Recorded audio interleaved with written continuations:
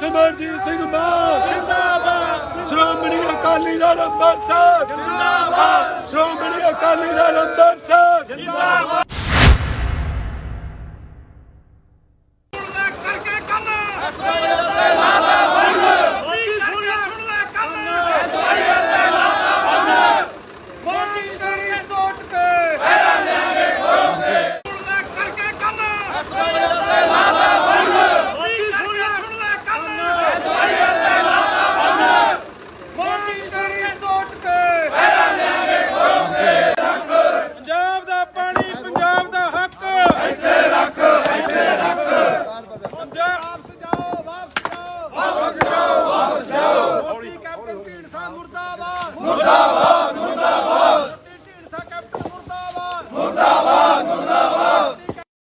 जिथे जो पहला खेती कानून सी वो जिते जमींदारां ने, पर हजे साडे बहुत सारे हक दबे कुचले हैं।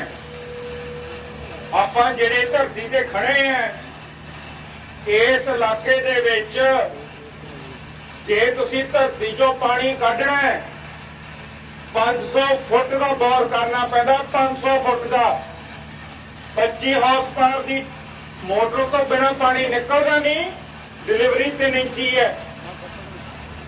साध संगत जी इन्ना माड़ा हाल है कि साल पर साल इत्थे धरती च पानी थले जाई जाता है। ये इलाका बहुत कमजोर हालात से बैठा है। ਜਿਹੜੀ ਨਾਜ਼ੁਕਤਾ लगातार सरकारां सियाणदियां नहीं हैगियां। ਇੱਥੇ कोई भी सिंचाई की स्कीम लागू नहीं की। साडे उत्तों सरहद कनाल सां करदा पानी हरियाणे नूं ले जांदा है, पर ਇੱਥੇ साडा ਜ਼ਿਮੀਂਦਾਰ साडे पिंड दे वासी पीण दे पानी नूं तरसदे आ। ये कोई हिंदू सिख वाली गल नहीं हैगी। इत्थे पिंड बीरो माजरा उत्थे पंडितां दे उत्ते खाड़कुआं ने हमला किया। भज्या होया कौन? सर सिमरनजीत सिंह मान ते श्रोमणी अकाली दल अंमृतसर, उन्हां दी रखवाली की। ये इलाका साडे नाल बहुत पुराना जुड़िया होया है। ये जिहड़ी सामने सड़क तुसीं देखदे हो, मेरे बुजुर्ग जानते हैं इत्थे मीआं दे विच साडे खेतां दा की हाल हुंदा सी। चप्पल खुल जांदी सीगी, खुब के उत्थे धरती च रह जांदी सीगी। जे तुसीं साइकल तो उतर के तुरदे सीगे तां टायर विच खुब के ले जांदा सी। आ जिहड़ी सड़क सीगी, जद सार जोगिंदर सिंह मान बने स्पीकर, उदों ये चुनी वाली सड़क छोटी पतली उदों बनाई गई सी। उन्होंने ये मंजूर कराई सी। सो इस इलाके का जिहड़ा दर्द है वो जब असीं पाकिस्तान तो आए हैं, सानू इस इलाके का दर्द हमेशा महसूस होया। अज की दर्द है सानू कि अज जिहड़े शख्स ने शरेआम बीजेपी के मैनीफेस्टो के विच इन्होंने शरेआम पहला पॉइंट जिहड़ा लिखिया है, उन्होंने लिखिया कि साडा फाउंडेशन फॉर नवा भारत होगा।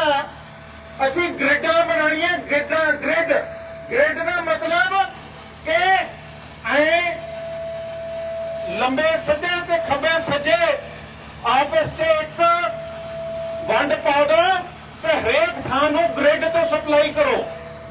इन्होंने ग्रिड प्लान का ऐलान पहला किया है कि असीं इंफ्रास्ट्रक्चर की ग्रिड दे विच गैस की ग्रिड बनाउणी है ते पानी की ग्रिड बनाउणी है। मेरे वीर, ਇਹਦਾ मतलब ਅੱਗੇ ਜਾ ਕੇ अपनी मैनीफेस्टो 'ਚ ਕਹਿੰਦੇ हैं कि ਅਸੀਂ इनलैंड वाटरवे बनाने ਜਿਹਦੇ ਉੱਤੇ ਅਸੀਂ ਕਿਸ਼ਤੀਆਂ ਚਲਾਣੀਆਂ। ਉਹ ਜਿਹੜੀ ਸੁਖਬੀਰ ਬਾਦਲ ਬੱਸ ਤੇ ਕਿਸ਼ਤੀ ਬਣਾਉਂਦਾ ਸੀ ਉਹਦਾ ਦਿਮਾਗ 'ਚ ਨਹੀਂ ਆਈ ਇਹ ਬੀਜੇਪੀ ਨੇ ਉਹਨੂੰ ਕਿਹਾ ਕਿ ਤੂੰ ਕਿਸ਼ਤੀ ਤੇ ਬੱਸ ਦੋਨੋਂ ਇਕੱਠੀ ਕਰ, ਤੇਰਾ ਪਾਣੀ ਤੇ ਵੀ ਚਲਾਵਾਂਗੇ ਕਿਸ਼ਤੀ ਤੇ ਤੈਨੂੰ ਸੜਕ ਤੇ ਵੀ ਚਲਾਵਾਂਗੇ। ਫਿਰ ਉਹ ਕਹਿੰਦੇ ਆ ਬੀਜੇਪੀ ਵਾਲੇ ਕਿ ਅਸੀਂ ਨਦੀਆਂ ਨੂੰ ਜੋੜਨਾ ਹੈ। ਹੁਣ ਇਹ ਨਦੀਆਂ ਜੋੜਨ ਦਾ ਜਿਹੜੀ ਸਕੀਮ ਹੈ, ਇਹਨਾਂ ਨੇ ਜਾ ਕੇ ਰੀਓ ਡੇ ਜਨੇਰੋ ਦੇ ਵਿੱਚ, ਜਿਹੜਾ ਸਾਊਥ ਅਮਰੀਕਾ ਦਾ ਵੱਡਾ ਸ਼ਹਿਰ ਹੈ, ਉੱਥੇ ਜਿਹੜੀ ਕਾਪ ਕਲਾਈਮੇਟ ਐਗਰੀਮੈਂਟ ਹੈਗੀ ਹੈ, ਉਹਦੇ ਵਿੱਚ ਦਸਤਖਤ ਕੀਤੇ ਹੋਏ ਹੈ। ਕਹਿੰਦੇ ਕਿ ਅਸੀਂ ਨਦੀਆਂ ਨੂੰ ਛੇੜਾਂਗੇ ਨਹੀਂ, ਨਦੀਆਂ ਨੂੰ ਨਹੀਂ ਅਸੀਂ ਛੇੜਨਾ ਹੈਗਾ। ਜੇ ਅਸੀਂ ਕੁਝ ਕੀਤਾ ਵੀ ਤਾਂ ਅਸੀਂ ਪਹਿਲਾਂ ਸੋਸ਼ਲ ਇੰਪੈਕਟ ਸਟੱਡੀ ਕਰਾਂਗੇ, ਅਸੀਂ এনवायरमेंटल ਇੰਪੈਕਟ ਸਟੱਡੀ ਕਰਾਂਗੇ, ਫਿਰ ਰਿਪੋਰਟ ਜਾਰੀ ਕਰਾਂਗੇ, ਲੋਕਲ ਬੰਦਿਆਂ ਦੀ ਸੁਣਵਾਈ ਕਰਾਂਗੇ। ਪਰ ਆਹ ਡਾਕੂਮੈਂਟ ਜਿਹੜਾ ਇਹਨਾਂ ਨੇ ਕੱਢਿਆ, ਇਹਦੇ ਵਿੱਚ ਕਿੱਥੇ ਹੈ ਜੀ এনवायरमेंटल ਇੰਪੈਕਟ, ਇਹਦੇ ਵਿੱਚ ਕਿੱਥੇ ਹੈ ਸੋਸ਼ਲ ਇੰਪੈਕਟ? ਤੁਹਾਨੂੰ ਮੈਨੂੰ ਪੁੱਛਿਆ ਇਹਨਾਂ ਨੇ ਜਦ ਕਾਨੂੰਨ ਕਾਲੇ ਲਾਗੂ ਕੀਤੇ, ਤੁਹਾਨੂੰ ਪੁੱਛਿਆ? ਜਦ ਵਾਪਸ ਲਿਆਉਣਾ ਪੁੱਛਿਆ ਤੁਹਾਨੂੰ? ਇਹ ਮਨਮਰਜ਼ੀਆਂ ਕਰਦੇ ਆ।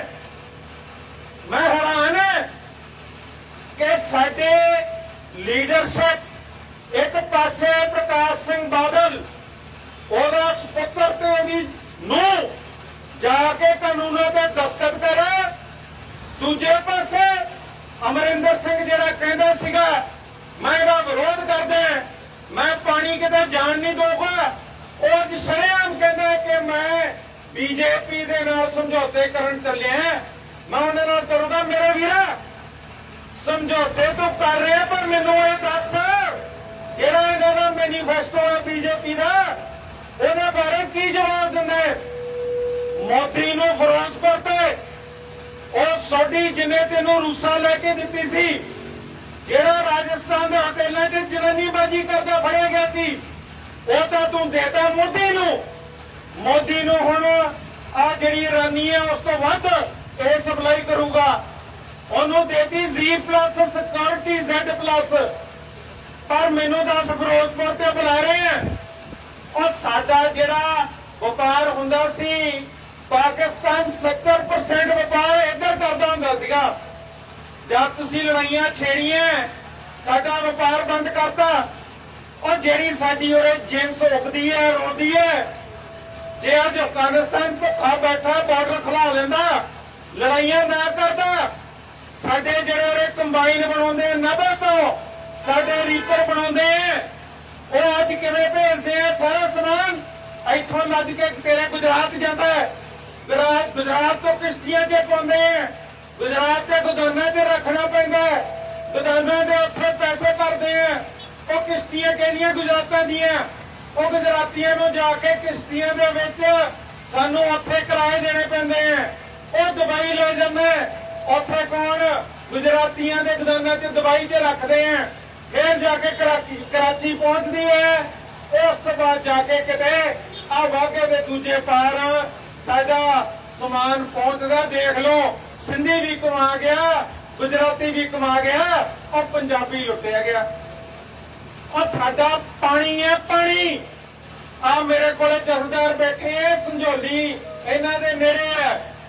ਉਹ ਸੰਝੋਲੀ ਤੋਂ ਪਾਣੀ ਪਾ ਕੇ ਟੂਬਾਂ 'ਚ ਚੱਕ ਕੇ ਚੰਡੀਗੜ੍ਹ ਨੂੰ ਦੇਤਾ। ਚੰਡੀਗੜ੍ਹ ਕਿਹੜਾ? ਚੰਡੀਗੜ੍ਹ ਸੈਂਟਰ ਦਾ। ਮੈਨੂੰ ਦੱਸੋ, ਅੱਜ ਤੱਕ ਕੋਈ ਲਿਖਤ ਸਮਝੌਤਾ ਚੰਡੀਗੜ੍ਹ ਨੇ ਪੰਜਾਬ ਸਰਕਾਰ ਨਾਲ ਕੀਤਾ? ਕੋਈ ਸਮਝੌਤਾ ਨਹੀਂ ਹੈਗਾ।